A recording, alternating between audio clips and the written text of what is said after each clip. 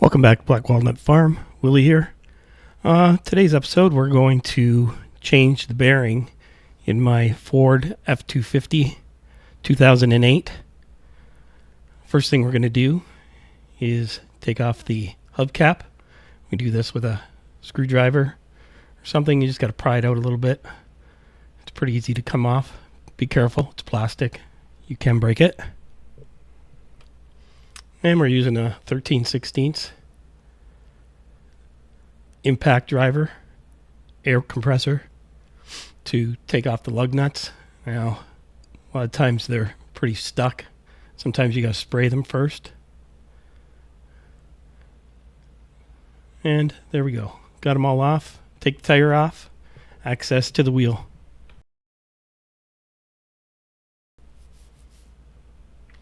Now we're going to remove the brake caliper. You don't have to remove the brake pads. We're just going to take the caliper off whole. Just two nuts in the back there. Give you a better look at them. And we're going to get those off and take it out as a whole. And that's a 13/16 nut. And we're going to use our breaker bar just to break it off, make it easier. And then we'll switch back over to our ratchet and take it off. Once again, I am not a mechanic. I just like to save money and work on things myself. Sometimes figuring it out as I go. Sometimes I gotta look on YouTube for hints when I get stuck. But it's fairly basic what you're doing. You know, removing some nuts, replacing parts. This one was a little bit difficult, but maybe a 8 out of 10. Only because I ran into a few issues.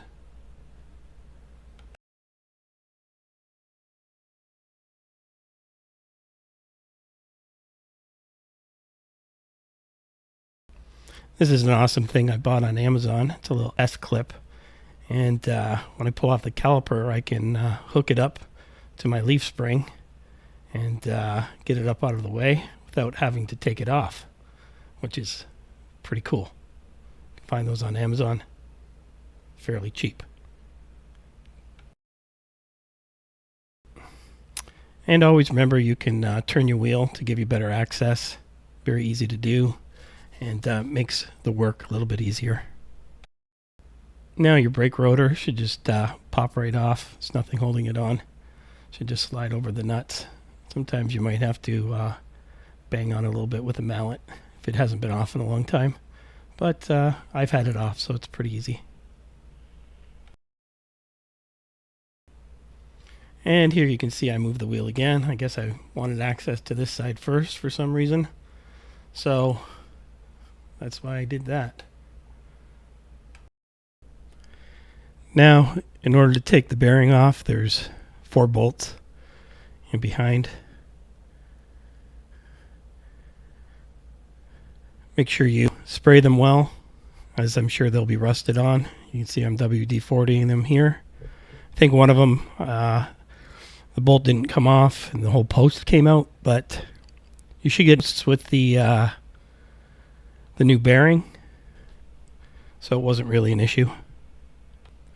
Again, it's 13/6 bolt, and I'm using the long with the breaker bar to get it off. These ones definitely took a bit of effort to come off. But they came. There you go. Boom. And I'll keep using the breaker loose enough that I can get the ratchet in there and finish them off with the ratchet.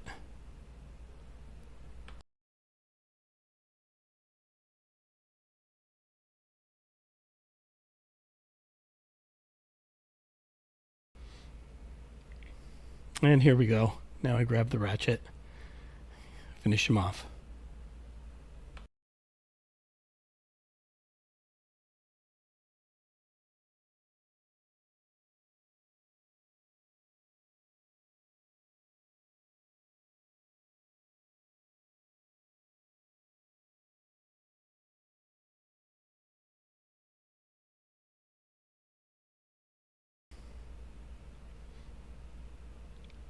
And here you can see there's the bolt come, and we'll continue to all four. Here again, I move the steering wheel, gives access to the other two bolts on the other side.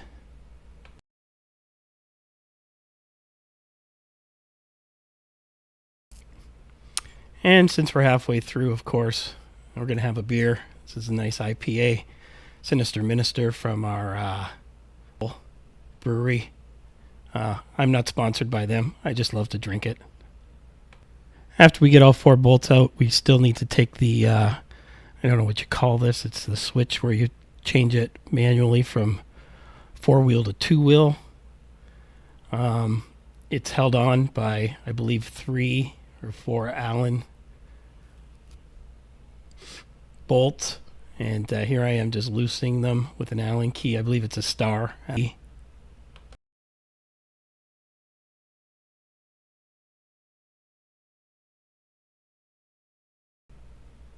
I guess it was 3. So once you have it off, this should wiggle out. I don't believe it wiggled out that easily for me. It was stuck a little bit, so I just took a screwdriver and very gently just kind of pried around the edges, and I got open a little bit more and more, and then I went with a bigger screwdriver and pried around the edges again and kept wiggling it, and eventually it came off.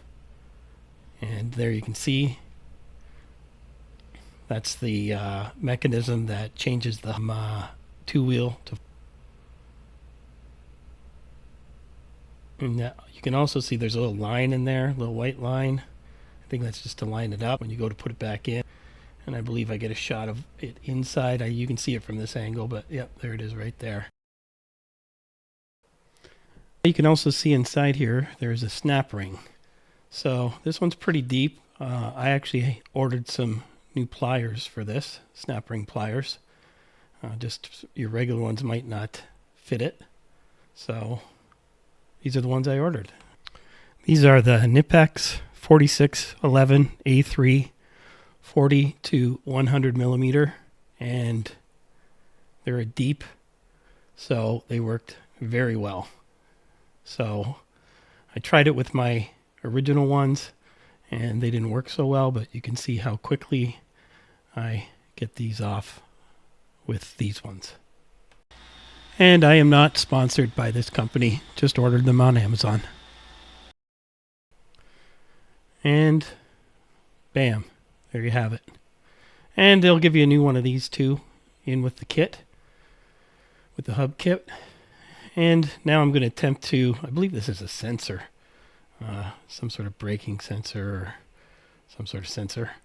So I attempted to get this off every which way, unscrewed it, and after I realized that you get a brand new sensor and line that comes with the bearing, I realized trying to get this off was just a pain. Here I am falling. It goes around the leaf spring there, or not the leaf spring, just the spring, and that's where it clips in just under the wheel well, just at the back side of it. Very easy. This is just a couple nuts here, and as you can see, I try needle nose, and then I try some other pliers, and then I realize, you know what, I'm just going to cut it. So you can see me struggling. So if you don't want to do that, like I said, just cut the damn thing, because you get a new one with the other bearing.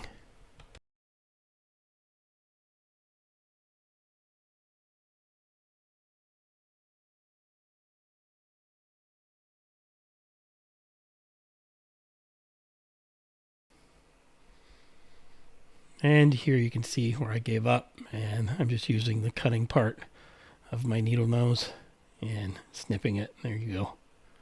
Goodbye.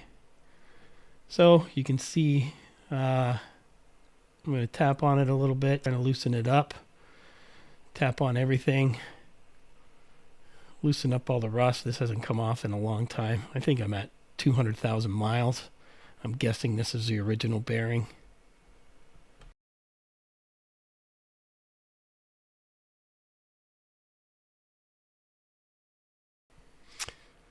And here you can see as I start wiggling it, it's trying to come apart again.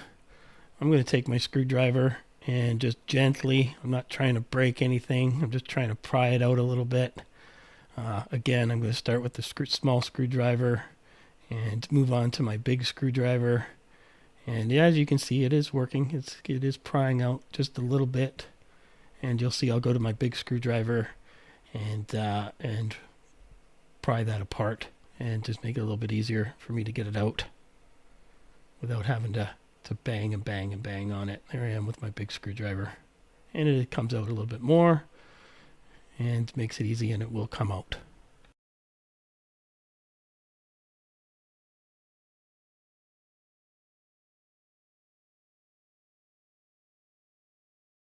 And here you can see posts and all will come out except for the one that when I actually undid it, the post came out with it. So you get all new posts on it, so no big deal there.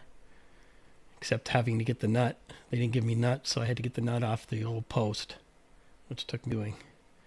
And here you can see how much metal and spring and whatever else is in there is the reason why it's failed, and how loose it is, which I'll show you in just a bit.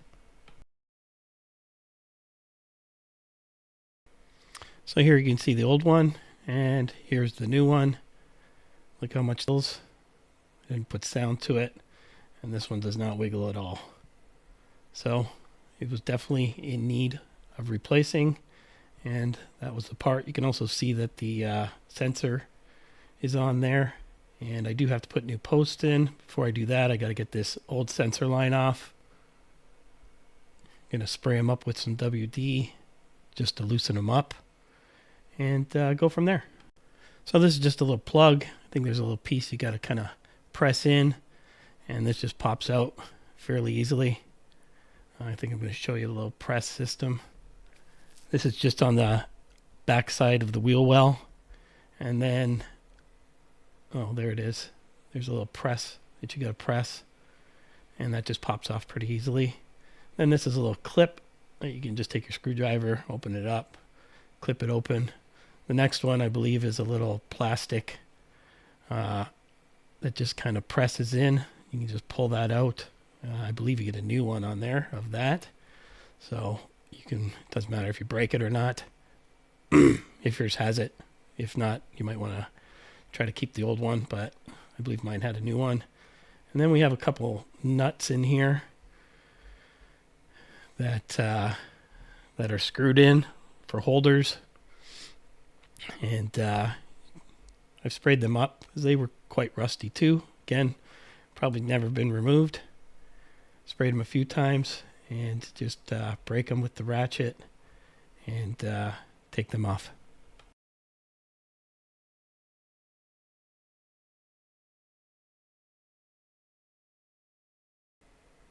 And the second one is a little farther back, so I have a 5/16 wrench. I'm going to have to do it by hand. Get back in behind there to get it. I couldn't get the ratchet in there. So, and you have to do that sometimes. You have to figure out ways to get things off. And there's the third one right here up on the front. All the little clips. Easy peasy.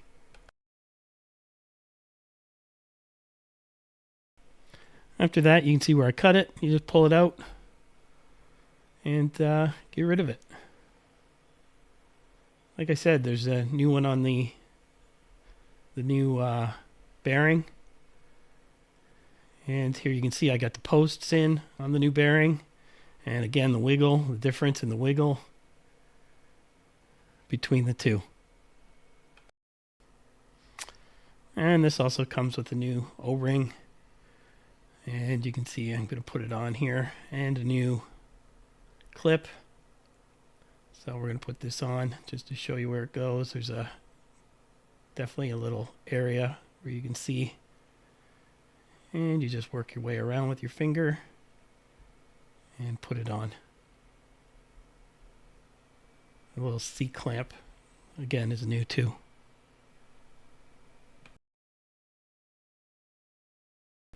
Then we're going to slide her gently back into place. All the posts are on. Right at the end there, I think we have a little difficult time just getting it all the way in, so I take a little piece of wood in my mallet and gently tap on it just to fit it in. There you go. Don't want to pound the new bearing, so it's better to pound on the piece of wood. You can also see up above the new sensor wire that will be put into place. And as you can see, as I tap on it, you'll see it sliding into place, at least when my body's not in the way of the shot.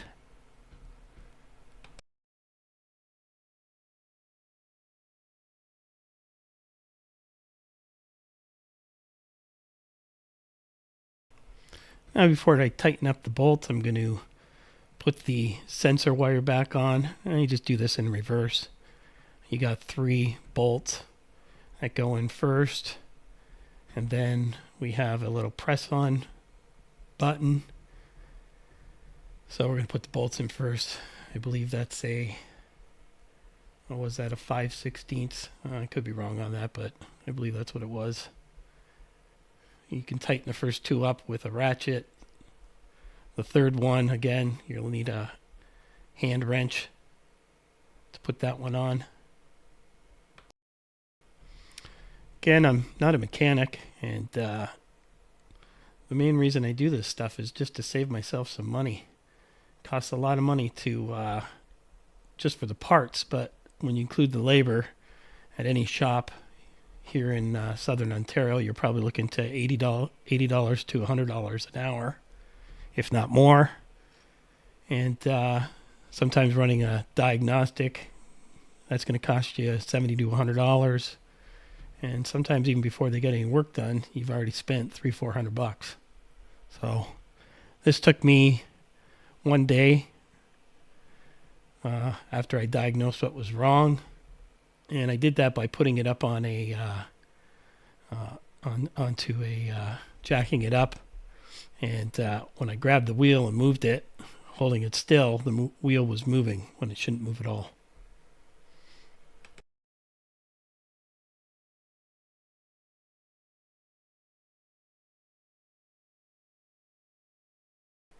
So here's the little button part. Let me just pop that in. That was new. This next one is a clip that we clip on fairly easily.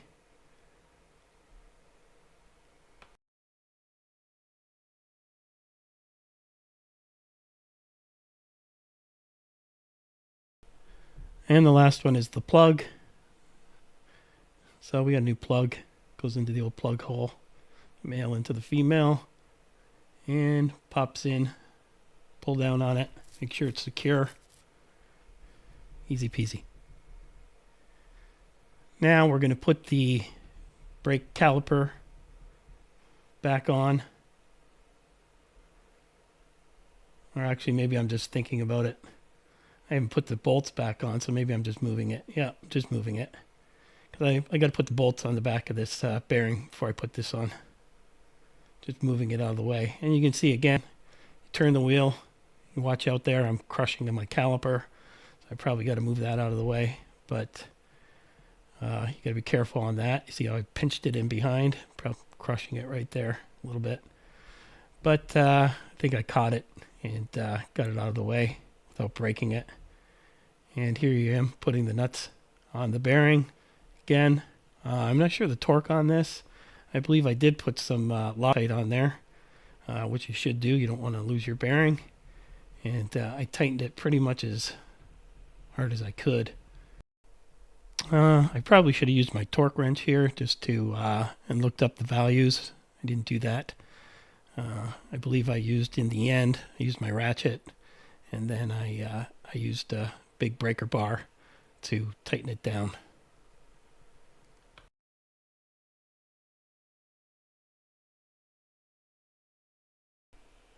Again, just moving the wheel gives you great access. It's an easy thing to do, and gives you access to the bolts that are in behind.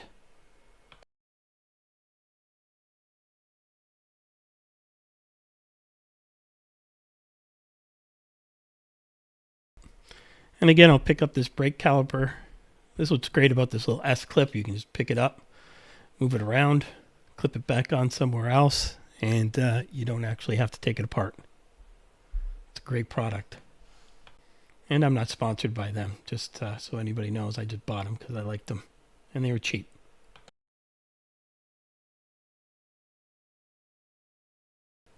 Now I'll get on the last two nuts. Again, I believe I did it with the ratchet to get them on tight, and then probably use the breaker bar to tighten them up as much as I could.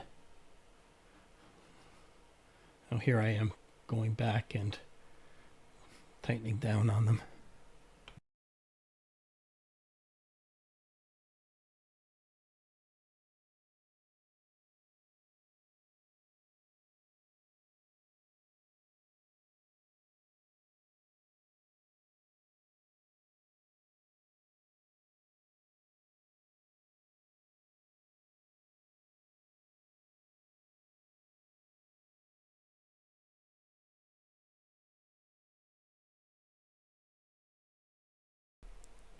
So this right here was the most difficult part of the job, was getting this clamp back in.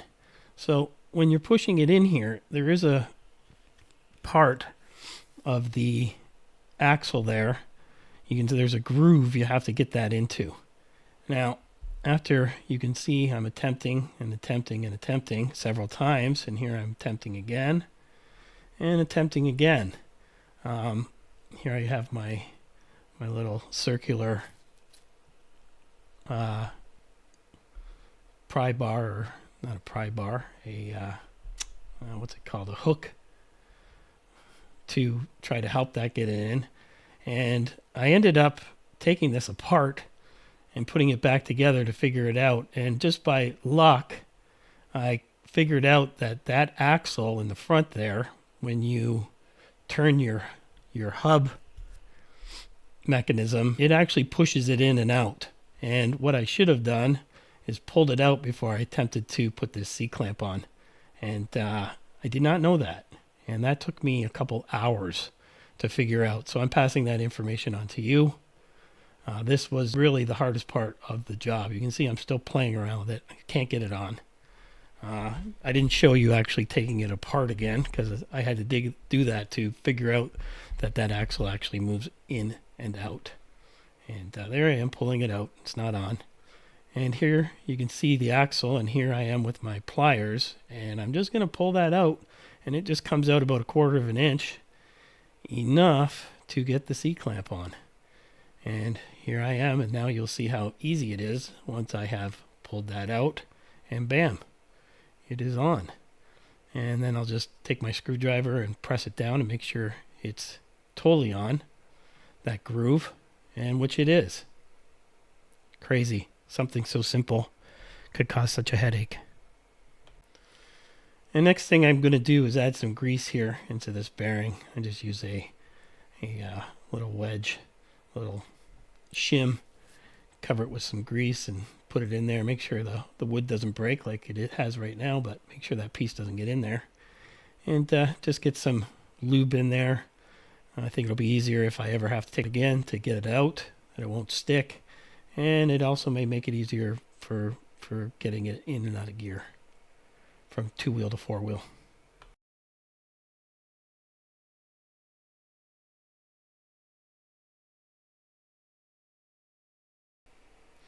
So here I am putting the hub changer in here, and you can see I line the white.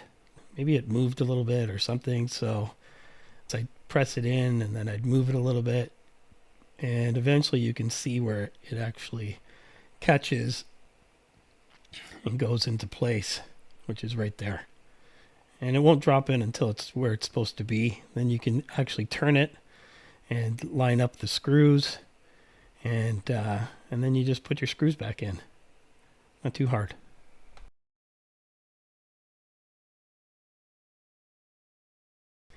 Again, with any screw or bolt, hand tighten it first, and then use your wrench to tighten it down. The reason we do that is because you want to make sure you catch it in the threads properly. If not, you're going to cross thread it and you're going to wreck it.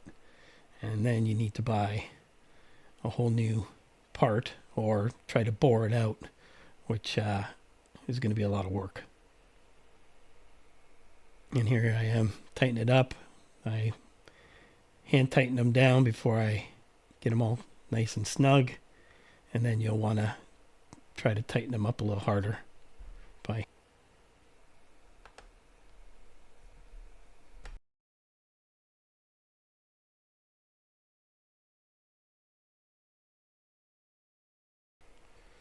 next thing, we can slide our rotor back on. Nice and easy. Nothing that holds that down. Gets held in by the brake caliper wheel. So that's easy. Then the caliper goes on. Again, this is just 2 screws.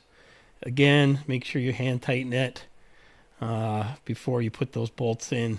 I also use the Loctite here. Before we tighten it down. You don't want to lose these nuts.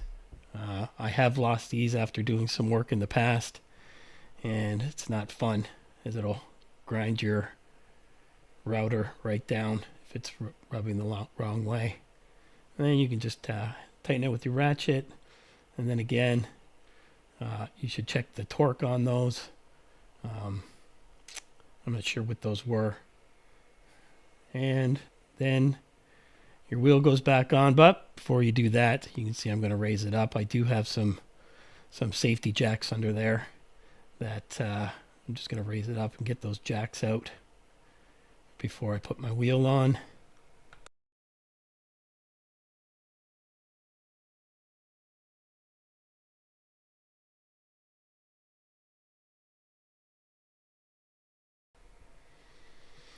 And with my wheel, I usually sit on a chair and I get my feet under the wheel.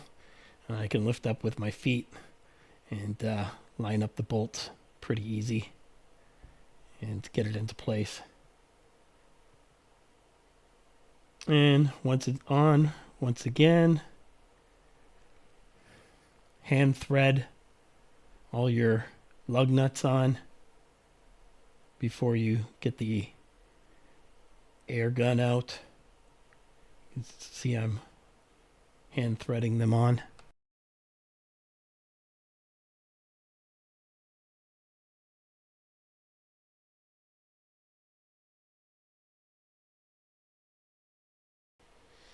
And again, once they're on nice and snug, got my air impact, and make sure you go in a cross pattern, get it on nice and tight. And here I've sped it up, but get them on nice and tight, and then you can really tighten them down. And that's pretty much it. Get your hubcap back on, tap it on, let her down, and we are good to go. Really hope you enjoyed that video. If you did, like, subscribe. I usually have videos out on beekeeping, out on my Ford F250, a little bit of farming, stuff I do around the farm here. We do have an organic farm. We're called Black Walnut Farm. We also do some maple syrup, which I think will be my next video. Have a good day.